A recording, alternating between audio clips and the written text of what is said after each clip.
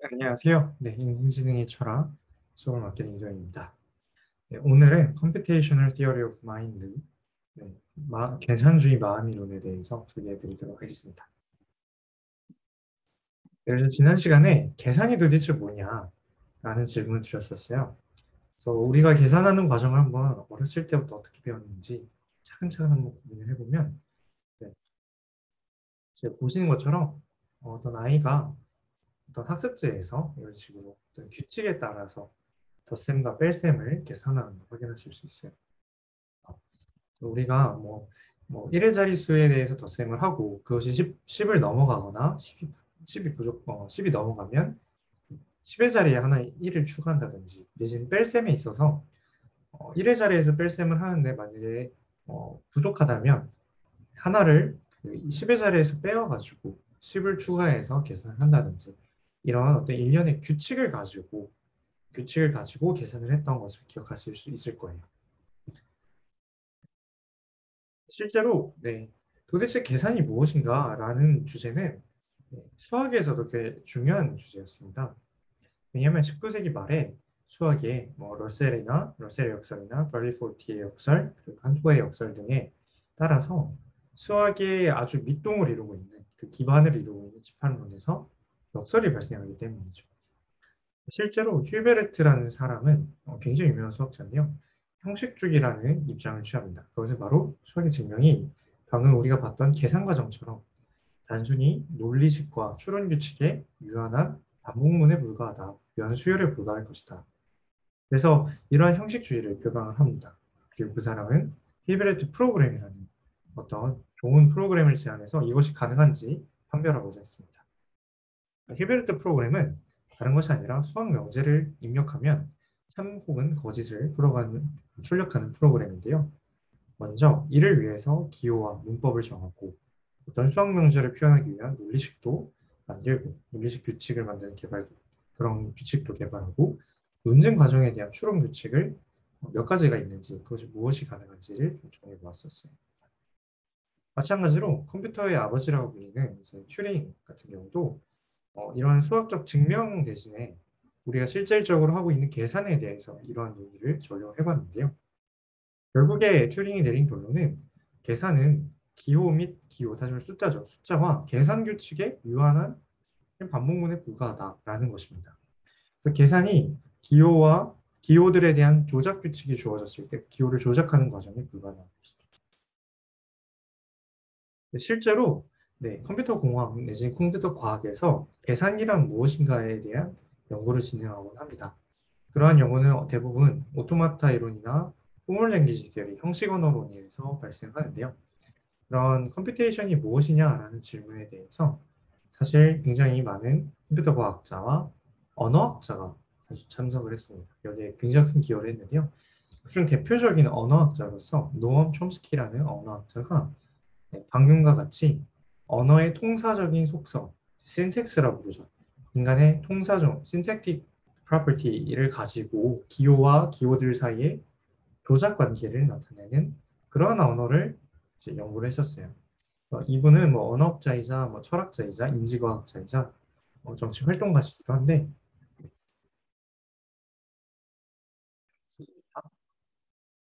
그런 언어의 통사적 속성에 대해서 깊이 있게 탐구를 수행하셨습니다.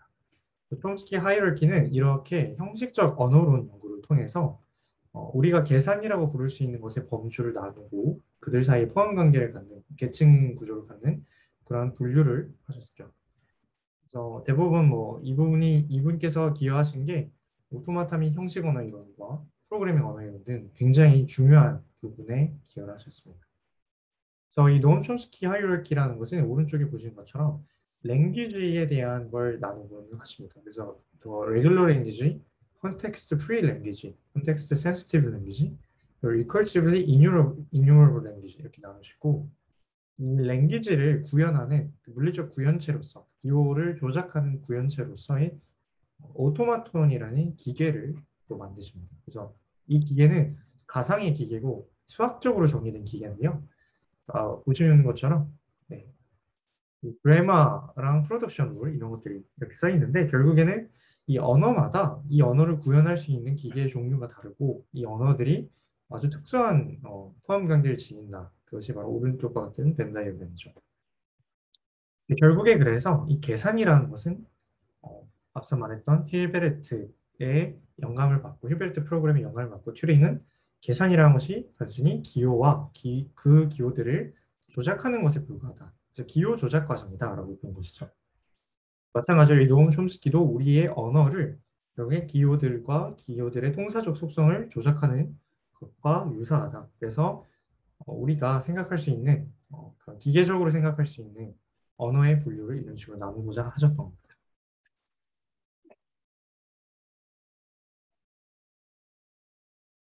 그렇다면 네, 사실은 이 튜링 머신이라는 것을 알 필요가 있는데요. 사실 튜링 머신의 정의는 꽤 이제 수학적으로 엄밀하게 정의된 것이에요. 그래서 이거는 말 그대로 아까 말씀드렸던 여기 나오는 이 튜링 머신, linear bounded non-deterministic Turing machine, non-deterministic pushdown automaton, finite state automaton 이런 애들이 결국은 이런 식으로 수학적으로 정의된 것들입니다. 그래서 다른 것은 아니고 오른쪽과 같이 어떤 무한 길이의 테이프를 읽는 기계를 생각하는 건데 그걸 수학적으로 정의한 것입니다. 먼저 수학적으로는 총 7가지로 구성되어 있는데요. 먼저 테이프에 적혀 있는 기호들이 굉장히 중요해요. 그 기호들에 대한 규칙을 3가지로 정했는데요. 먼저 테이프, 그 어떤 우리가 생각할 수 있는 그 기호들의 알파벳들에 대한 모음을 이 감마라는 걸로 표현을 합니다. 그리고 그 감마 중에서도 그 감마가 아무것도 안 써 있는 것도 상상할 수 있겠죠. 아무것도 안 써 있는 심볼을 블랭크 심볼이라고 B라고 하고 그것이 감마 안에 있습니다. 마찬가지로 인풋 심볼로 해서 이 기계에 입력되는 심볼로 인풋 심볼을 시그마라고 하고 이 시그마는 블랭크 심볼을 제외한 감마에서의 것들이죠. 그래서 아무것도 안 쓰는 건 허용되지 않고 무언가 써야 된다는 것이고 이 셋이 바로 인풋 심볼입니다. 그 다음은 이 기계가 가질 수 있는 스테이트라는 것에 대한 것이에요. 그래서 이 기호를 조작해서 결국에 아주 특수한 스테이트에 계속해서 할당을 하는 것인데 이 기호를 조작하면서 이 기호가 들어오고 이 기호를 처리하면서 이 기계가 가질 수 있는 스테이트가 변경되게 됩니다. 그래서 그런 모든 스테이트의 모음을 Q라고 정의를 했고요. 아주 처음에 시작하는 스테이트를 Q0, 그리고 마지막에 있으면 허용되는, 그러니까 마지막에 있기를 기대하는 그런 스테이트를 F라고 해서 그것은 이제 Q의 부분집합으로 여러 개의 상태를 가질 수 있습니다.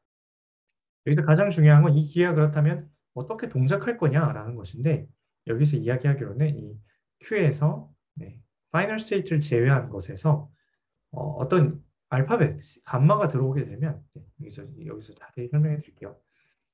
처음 스테이트 혹은 그냥 어떤 스테이트에서 어떤 인풋 심볼들이 이렇게 감마에서 이렇게 들어오게 되면 얘네들이 왼쪽으로 갈지 오른쪽으로 갈지를 뱉어내게 됩니다. 이런 식으로 트랜지션 펑션이라는 게 있어서 이 기계가 어떤 특수한 상태에서 시작해서 인풋 심볼들을 읽으면 이 스테이트를 변환하는 그 규칙이 바로 이 델타입니다.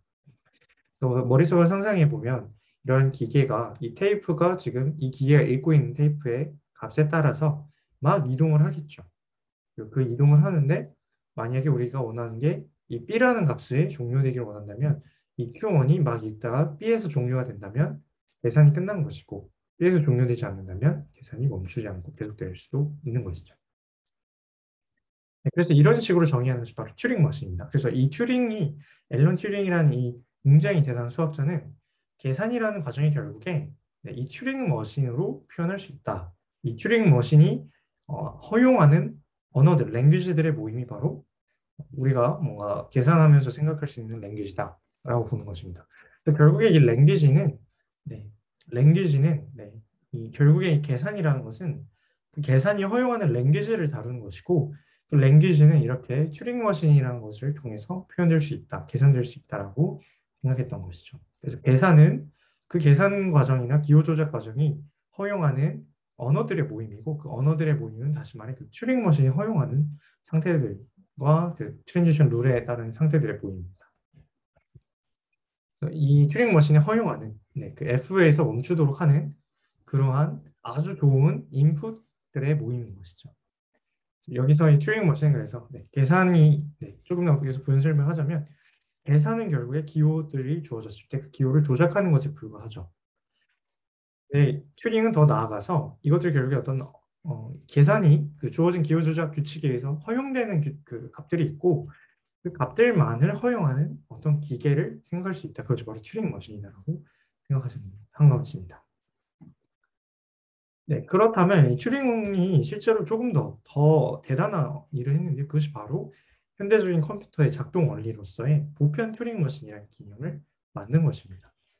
이 보편 튜링 머신이라는 것은 현대 컴퓨터와 정확히 원리적으로 동일하게 작동합니다. 사실 이 튜링 머신은 앞서 설명했던 그 7가지 조건을 만족하는 튜링 머신으로 그대로 사실은 이야기할 수 있는데요. 다만 한 가지 조건이 있으면 이 튜링 머신은 임의의 다른 튜링 머신을 입력으로 받아들일 수가 있어요. 사실 말해 다른 임의의 튜링 머신을 시뮬레이션 할 수 있습니다. 지금까지 제가 방금 말했던 그 튜링 머신은 사실은 한 가지 기능 혹은 두 가지 기능에 뭐 여러 가지 짬뽕을 해서 이제 실제로 뭐 실행할 수 있을 거예요. 예를 들어 덧셈만 수행하는 튜링기가 있을 거고 뺄셈만을 수행하는 튜링기가 있을 거예요. 마찬가지로 줌이라는 프로그램은 화상 프로그램, 이 화상 채팅을 지원하는 프로그램이고 크롬이라는 프로그램은 어떤 웹서핑을 지원하는 그 웹 어플리케이션이죠. 각자 다 할 수 있는 범위가 다른데 이 컴퓨터라는 얘들은 그 모든 것들을 다 시뮬레이션 할 수 있는 것입니다. 그래서 우리 컴퓨터는 게임도 할 수 있고 문서 작업도 할 수 있고 영상을 틀 수도 있고 녹화도 할 수 있고 다른 사람과 소통도 할 수 있는 그런 여러 가지의 서로 다른 기능을 갖는 그런 것들이 동시에 실행될 수 있는 것이죠. 이게 놀랍습니다. 어떻게 이렇게 될까요? 그것이 바로 이 튜링에 대한 코드를 입력한다는 점입니다. 이게 의미하는 것이 그런 튜링 머신을 결국에 구성하는 것들을 다시 입력문으로 바꿔버리는 거예요. 지금 보시면 아시겠지만 어떤 규칙을 이렇게 테이블로 만들어서 이 테이블을 읽게 하는 것입니다. 그래서 우리가 이 보편 튜링 머신이 아주 특수한 튜링 머신 M을 실행을 이 보편 튜링 머신 실행하려고 할 때 이 튜링 머신 M을 나타내는 코드 넘버가 있어서 그 코드를 읽고 그 코드를 나타내는 튜링 머신 M의 규칙을 가지고 인풋 M을 가지고 아웃풋을 만들어내는 것입니다. 이게 굉장히 재밌는 구조인데요. 보편 튜링 머신은 다른 튜링 머신을 입력문으로 받아들여요. 근데 일반적인 튜링 머신은 튜링 머신에 대한 튜링 머신이 그냥 입력문을 받고 이제 자기들이 움직이면서 아웃풋을 출력을 하는데 얘네들은 그 튜링 머신에 대한 어찌 보면 설계도를 입력으로 받아들여서 그 설계도를 가지고 그 설계도에 따라서 적절하게 그 튜링 머신처럼 주어진 임의 튜링 머신처럼 작동할 수 있다는 것이죠. 사실 이게 굉장히 역설적이에요. 왜냐면은 이 튜링 머신은 사실은 이 코드에 있는 인풋 심볼들이랑 약간 다르거든요. 그러니까 이 머신 자체랑 이 인풋 심볼들은 약간의 어찌 보면 레벨의 차이가 달라요. 훨씬 더 머신은 얘네들 읽는 입장의 차원이고 이 인풋 심볼들은 튜링 머신에 의해서 읽히는 입장인데 이 둘이 지금 레벨이 역설적으로 섞여 버리는 겁니다. 네. 그래서 이러한 역설적 상황에 대해서 많은 컴퓨터 과학자들이 집중을 했었는데요. 대표적으로 더글라스 호프스테터라는 굉장히 유명한 컴퓨터 과학자께서 이런 계산과학의 역설성에 좀 초점을 두셨어요. 그래서 그런 패러독스에 관심을 많이 뒀고, 그래서 가끔 가다 보면 이제 컴퓨터 공학과 교수님들 중에서 컴퓨터의 작동 방식이 역설에 의존한다라고 이제 보시는 교수님들 굉장히 많습니다. 네. 제가 감히 모든 교수님들께 뭐 질문을 드린 건 아니지만 오늘 제가 들었던 수업에서 컴퓨터 공학과 교수님들께 질문을 했을 때 컴퓨터 과학이나 컴퓨터의 원리에 대한 핵심적인 것은 방금처럼 보편 튜링 머신이 갖고 있는 어떤 역설성에 의존하는 것이 아닌가라고 생각을 하십니다. 어쨌든 그래서 이 더글라스 호프스테터가 썼던 책이 굉장히 유명한데요. 그것이 바로 베델, 애셔, 바흐라는 책입니다. 네. 이 책이 굉장히 그 영향력이 컸었고 그래서 이 논픽션 분야에서 퓰리처상을 수상도 했습니다. 그래서 괴델, 애셔, 바흐라는 게 어떻게 그런 역설적인 것과 어떤 관련이 있는가라는 것인데요. 이 괴델 같은 경우는 사실 아까 말씀드렸던 힐베르트 프로그램을 완전히 부정했던 분이세요. 수리 논리학자신데, 네. 오스트레일리아, 미국 국적, 뭐 이런 여러 가지 국적을 가지신 굉장히 유명한 물리학자신데 불완전성 정리를 통해 힐베르트 프로그램의 한계를 발견하신 독일의 수학자입니다. 네.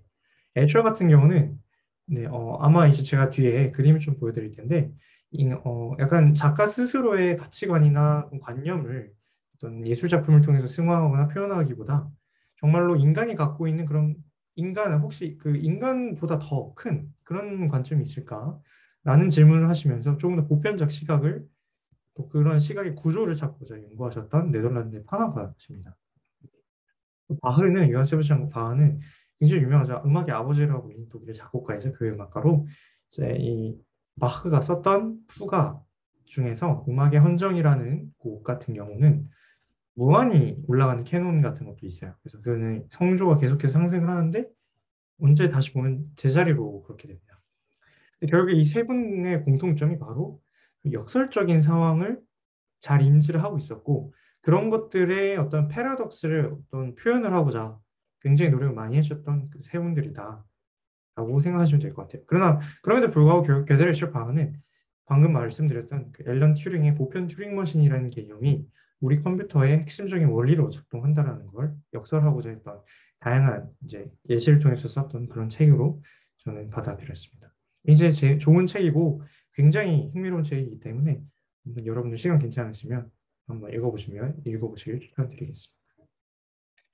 네, 결국에 그래서 튜링 머신 그리고 튜링의 유니버설 튜링 머신, 보편 튜링 머신이라는 그런 개념이 현대에 있어서 우리가 컴퓨터가 단순히 물리적으로는 계산 과정에 불과함에도 불구하고 그것이 의미의 튜링 머신을 실현할 수 있기 때문에 구현해낼 수가 있기 때문에 이 컴퓨터는 단순히 0과 1의 정보 처리만 발생함에도 불구하고 우리의 입장에서는 마치 웹 서핑을 할 수 있는 그 크롬 같은 웹 브라우저도 사용할 수가 있고 또 우리가 원하면 컴퓨터 게임을 깔아서 게임을 할 수도 있고 그리고 마치 그 게임을 하다 보면 거기 안에서 또 다른 세계가 있는 것 같은 그런 어떤 메타버스 같은 그런 것들도 경험하실 수가 있습니다.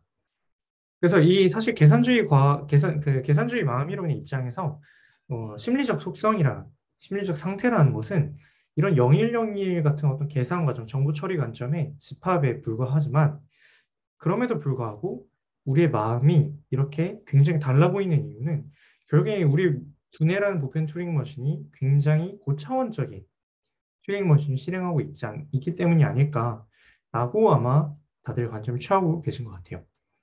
우리 컴퓨터가 이렇게 줌을 통해서 소통도 하고 네, 0과 0, 1로밖에 계산이 안 되는데도 불구하고 스스로 메타버스라는 세계를 만들어내고 완전히 가상 공간을 만드는 그런 것처럼 우리가 경험하는 것처럼 우리의 마음도 결국에 이 두뇌라는 하드웨어에서 0과 1이라는 계산이 발생하는 것에서 어떤 소프트웨어로서 굉장히 달라 보이는 무언가가 발생하는 곳에 지나지 않지 않을까 이런 관점을 취하는 것이죠. 실제로 이게 이 방금 말씀드렸던 그런 역설성에 대해서 표현하는 애셔의 판화입니다. 이 워터폴이라는 작품을 보시면 여기서 사람이 이제 여기서 빨래를 개고 여기 이렇게 내려가서 이제 여기로 들어가면 지금 여기에 물레방아가 굴러가고 있죠. 여기 올라가시면 물이 이렇게 흐르는데 이 물길 자세히 어디서 따라오는지 그 위로 거슬러 올라가 보면 이게 점차 이렇게 가는데 여기 있죠. 근데 이게 마치 네, 재밌는 게 여기에서 봤을 때 이 층위는 이 집보다 한층 더 위에 있어요. 그렇죠? 이 층위는 여기 기둥이 있기 때문에 이 한층 더 위에 있는 것 같아요. 근데 여기서 거슬러 올라가다 보면 이 집과 이 집은 분명히 동일한 층인데 이 층이 거슬러 올라가다 보면은 우리가 어느새 다른 층에 있다라는 걸 깨닫게 돼요. 마찬가지로 조금 더 거슬러 올라가 보면 마치 이게 같은 층이처럼 이 집에서 그냥 일자로 쭉 있는 것처럼 보이지만 한 번 올라가면 한층 위에 있게 되고 한 번 더 올라가면 한층 더 위에 있게 됩니다. 그래서 이 결과적으로 이 집에서 이 결국에 물레방아를 돌릴 때 물이 이런 식으로 흘러가지만 이게 실제로 같은 층 위에 있는 것 같지 않고 마치 2층이나 차이가 나는 것처럼 보인다는 것이죠. 네, 이렇게 계산 과정이 역설성을 갖는다. 다시 말해, 아까 말했던 튜링 머신을 작성하는 설계도라는 것이 인풋과 굉장히 달라 보이지만서도 결국에 같은 층이었다라는 것이 이 물이라는 것을 하나의 인풋 심볼로 보시면 될 것 같고, 이 튜링 머신을 인풋 심볼로 넣는다는 그 관점 자체가 그런 경계를 없앤다, 칭의 자체의 경계를 없앤다는 점에서 이 역설이 컴퓨터의 작동 원리를 굉장히 잘 설명하고 있는 것 같아요. 네. 또 유명한 작품으로 Relativity Lattice라는 작품인데요. 이게 자세히 보시면 굉장히 독특합니다. 그래서 사람이 이렇게 올라가면 문이 이렇게 열려 있고 여기 위로 올라가는데 여기서는 또 사람이 내려가고 있고 여기 사람이 또 올라가고 있고 그렇죠? 또 사람이 여기서 앉아서 식사를 하고 있고 여기서 또 내려가고 있어요. 여기선 사람이 내려가고 내려가는데 이게 바로 그 여러 가지 레벨이 이렇게 주어졌을 때그 계층 구조를 섞고 그 계층 구조를 모호하게 하고 하는 것입니다. 그래서 이러한 것들이 우리 머릿속에서도 동일하게 발생하지 않을까라는 것이 계산주의 마음이론의 입장인 것 같아요. 그리고 제가 사실 인간의 의식에 대해서 계산주의 마음이론의 입장을 굉장히 잘 대변하는 것이 바로 이 그림이라고 생각을 하는데요. 우리가 볼 때는 단순히 생물학적인 정보 처리, 시냅스 간의 뭐 화학물질의 뭐 분비 과정 그런 것을 지나지 않는데 그러한 것들이 어느새 어떤 정신 상태를 만들어내고 인간은 그 정신 상태로 하여금 다시 스스로를 피드백한 후에 새로운 어떤 정신 상태를 야기하죠. 그래서 저는 이 그림을 굉장히 좋아하는데요. 이 애슈라의 드로잉 핸즈라는 그림이 서로 다른 층위가 서로에 의존하고 있다는 그런 이야기를 담고 있습니다. 그래서 이것이 우리 의식을 굉장히 계산주의 마음 이론의 입장을 굉장히 잘 대변한 그림이 아닐까라고 저는 개인적으로 생각을 하고 굉장히 좋아하는 작품입니다. 네, 그래서 지금까지 계산이란 무엇인가, 그리고 튜링 머신 그것이 어떻게 계산을 정의하고 그 계산주의 마음이론이 인간의 마음이 계산이 불가하다라는 입장을 어떻게 상상하게 된 것일까, 그렇게 떠올릴 수 있던 배경이 무엇일까에 대해 설명을 드렸습니다. 그래서 제가 보여드렸던 이 애셔의 그림을 보시면 그 프로그램이 작동하는 원리, 컴퓨터의 원리, 그리고 인간의 의식과 마음에 대해서 이게 만약에 컴퓨터랑 정말 유사하다면, 단순히 계산 과정에 불과하다면 인간의 마음이 결국에는 뭔가 이런 식으로 작동할 수도 있겠다라고 생각하실 수 있을 것 같아요. 그래서 다음 시간에는 이 컴퓨테이셔널 티어리 오브 마인드라는 것을 좀 더 구체적으로 공부해 보도록 하겠습니다.